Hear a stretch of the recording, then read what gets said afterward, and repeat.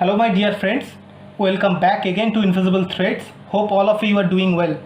So in our last video we have learnt on Gauss's law, which tells us about the amount of flux passing through any closed surface. The amount of flux depends on the charge enclosed by the closed surface and is independent of the shape of the surface. We have also seen that using Gauss's law, the electric field at a distance r from an infinitely long charged wire is inversely proportional to its distance. E is up to proportional to 1 by r. So today we will discuss a few more applications using Gauss's law. So our first topic of discussion will be on the field due to an uniformly charged infinite plane sheet. So from the diagram drawn in the below, you can see that suppose we consider one infinitely long plane sheet lying in the YZ plane. You can see three perpendicular axes X, Y and Z, and the plane sheet is infinitely long. It is lying in the YZ plane and the X axis is taken perpendicular to the plane sheet, you can see, and the surface charge density is sigma over the sheet and the charge is uniformly distributed. We want to calculate the electric field at any point over the sheet. So what we can do using how to use the Gauss's law in this problem, we can consider one cylindrical closed surface, you can see here, of cross-sectional area A. So it has two flat surface and one curved surface, and it is a Gaussian surface here, and it is spreaded over the surface and also below it. The electric field from cylindrical symmetry, you can say, will be parallel to the x-axis. You can see here the electric field is indicating here in this direction for the above one, and for the below one electric field will be directed downward.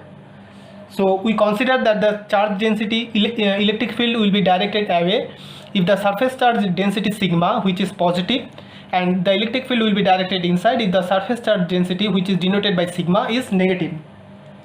So the electric field from the cylindrical symmetry, as I have already told, that will be parallel to the x-axis. So while calculating the electric flux, we can see only the two flat parallel surfaces of the cylinder will contribute, and for these two surfaces the angle between E and the normal to the surface is 0 degree.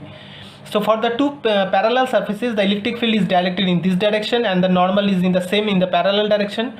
So the angle is theta is 0 degree here and also theta is 0 degree here. But for the curved surface, you can see that the electric field and the normal to the surface is at 90 degree. So the Gaussian surface is a cylindrical surface, as I have taken the surface as the cylindrical one for the calculation, for the generality of the calculation, and the charge contained inside the cylindrical closed surface will be sigma A, because the cylinder cuts the plane sheet in the area of A. So charge per unit area is sigma, so that in the area of A the total charge will be sigma A. So from the Gauss's law, we can see that the closed surface integral E dot ds, what it will be, the surface integral E ds cos of 0 degree for the flat one plus E ds cos of 90 degree, because for the curved one the angle between E vector and the normal to the surface is 90 degree, and again one the E ds cos of 0 degree for the flat one. So we can see that it becomes E ds to 2E times surface integral of ds. So it means the 2E times capital A. So from the Gauss's law, we can see that the 2EA, in the left hand side, this is the closed surface integral of E dot ds. In the right hand side, the charge enclosed is sigma A divided by epsilon naught. So what it will be? E will be, the magnitude of E will be sigma by twice epsilon naught. In the vector form, we can write that E vector is equal to sigma by twice epsilon naught times n cap. N cap is the unit vector normal to the plane and away from it. You can see the direction of the n cap here. This is the direction of the n cap. So if we now plot the electric field with the distance r, so you can see there is no r dependence of the electric field, so E is independent of r. So now we will discuss on another application of the Gauss's law. So what it will be? The electric field due to uniformly charged thin spherical shell. So suppose in this case we can consider one thin spherical shell of radius capital R, and the charge is uniformly distributed over it with charge density of sigma. So sigma is a charge density, it means the charge per unit area, and the total charge is Q. So we can write that sigma is equal to Q divided by 4 pi r square, capital R its whole square. So there must be three different cases. One is this the point at which we are trying to calculate the electric field.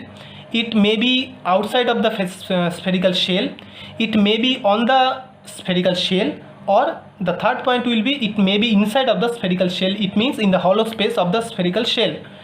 So you can see that suppose in the first case, when the point is outside the spherical shell, it means the small r is greater than capital R.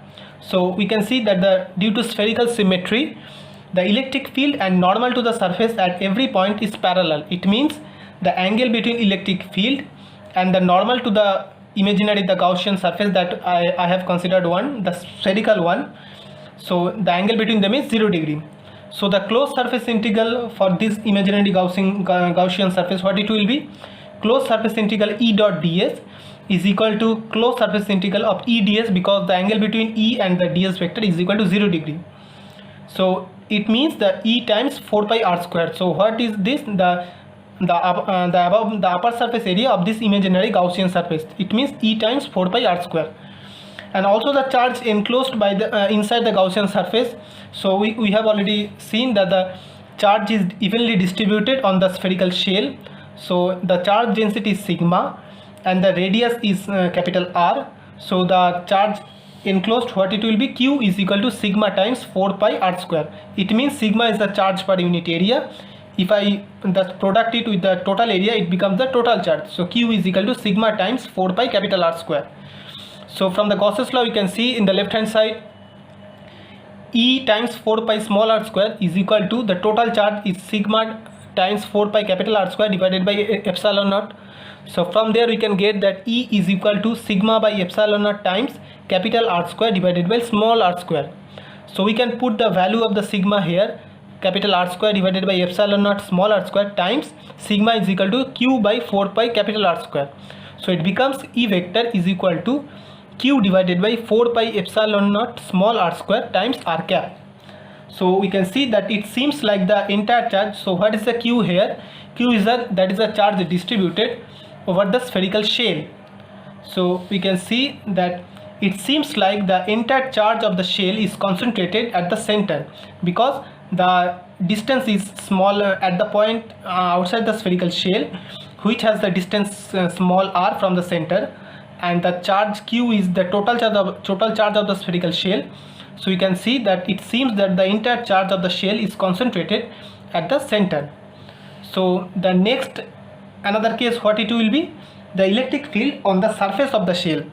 So on the surface we can write that the small r becomes capital R, because r is the radius of the spherical shell. So E is equal to small q divided by 4 pi epsilon naught capital R square times r cap, for r is equal to, for small r is equal to capital R. And the third case will be electric field inside the shell. So you can see from the diagram here, the charge is distributed over the spherical shell.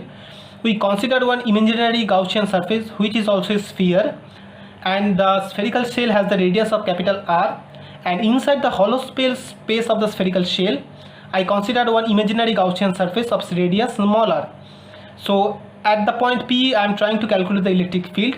So taking OP as the radius, I consider one spherical surface here. So you can see the flux through imaginary Gaussian surface of radius small r is equal to E times 4 pi r square, because like previous, the electric field and the normal to the surface is similarly at the angle of 0 degree. So the total flux will be capital E times 4 pi small r square, but it encloses no charge because the charge is on the above of the spherical shell. But I have considered the Gaussian surface inside of the hollow space of the spherical shell, so it encloses no charge. So Q enclosed is equal to 0.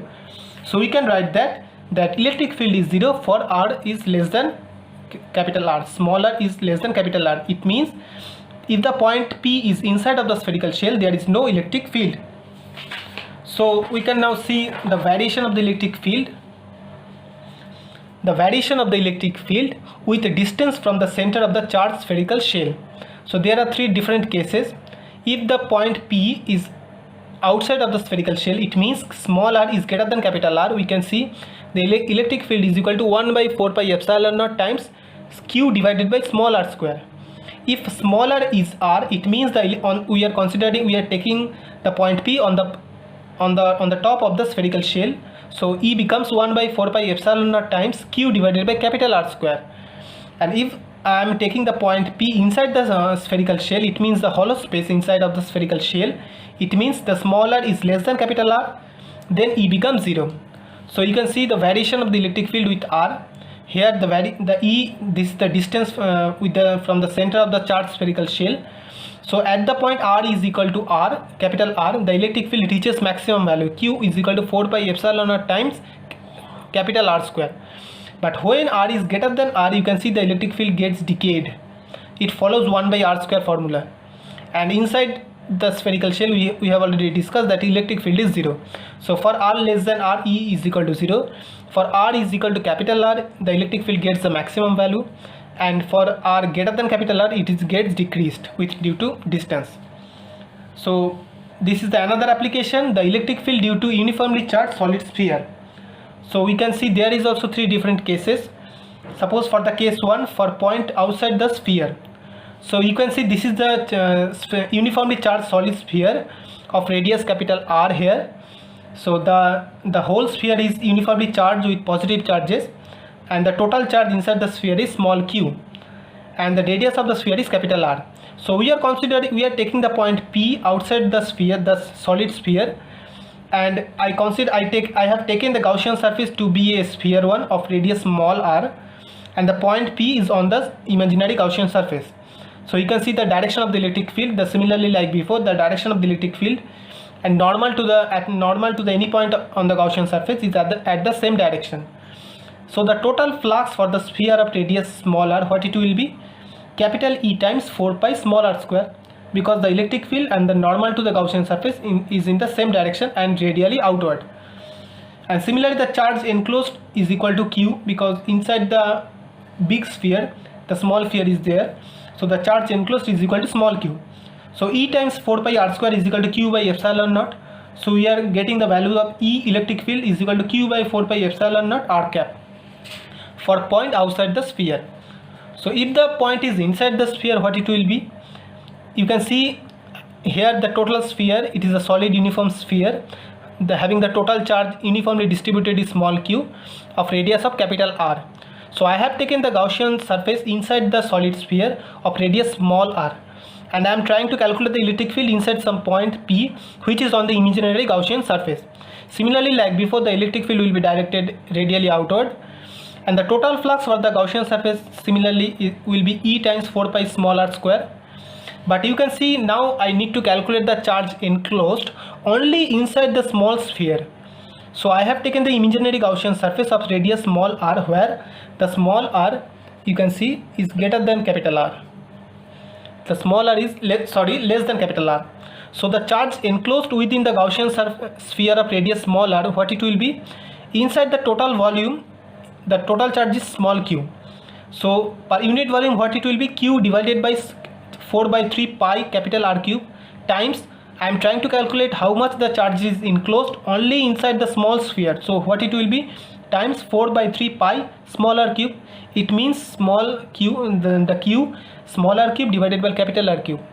So from the Gauss's law we can see that the E times 4 pi small r square is equal to, this is the electric flux, is equal to q. How much the q is there? Just I have calculated, small q r cube divided by capital R cube times 1 by epsilon naught. So we have already got the value of E, that is E vector is equal to QR by 4 pi epsilon naught capital R cube. So the capital R is a constant. So when the point P is inside the solid sphere, so we can see the electric field varies linearly with the distance. So you can see the variation of the electric field with the R, the electric field, and this is the R, the small r. So when the small r is less than capital R, you can see the electric field varies linearly with small r. And when at the point R is equal to capital R, we can see the electric field reaches the maximum value. And when small r is greater than R, you can see similarly it follows the like E proportional to 1 by R square. So inside for the solid sphere, the electric field is linearly varies with small r. At the point on the surface, it gets the maximum value Q by 4 pi epsilon naught capital R square, and then when the point is outside the solid sphere, it gets decayed. So I think friends, you have understand some of the application of the Gauss's law. So I am concluding my discussion here. If you have any kind of confusion, don't hesitate to let me know in this video's comment box. Keep supporting, stay tuned, and thank you.